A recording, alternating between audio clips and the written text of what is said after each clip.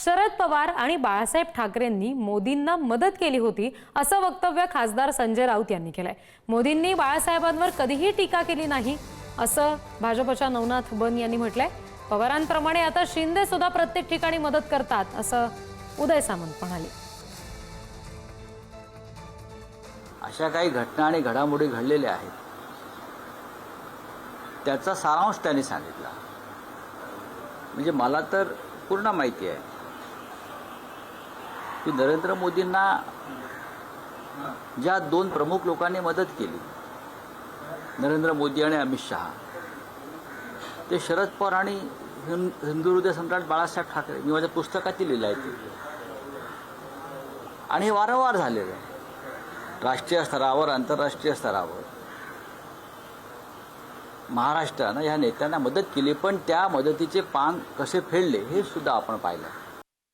पंतप्रधान नरेंद्र मोदीजी यांना वंदनीय बाळासाहेब ठाकरे असतील किंवा शरद पवार साहेब असतील यांच्याबद्दल कायमच आदर आहे। वंदनीय बाळासाहेब ठाकरे यांच्यावर पंतप्रधान नरेंद्र मोदीजी यांनी कधीही टीका केली नाही।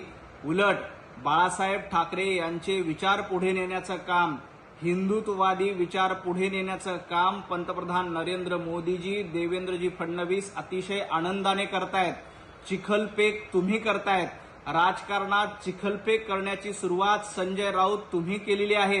पंतप्रधान नरेंद्र मोदीजी चिखलफेक करत नाहीत, ते स्वच्छ भारत अभियान राबवतायत। जी माहिती आहे की लातूरमध्ये जो भूकंप झाला, त्याच्यानंतर 93 मध्ये जे बॉम्बस्फोट झाले, त्याच्यामध्ये पवार साहेबांनी घेतलेली भूमिका ही महाराष्ट्राच्या दृष्टीने अतिशय सकारात्मकच होती ना।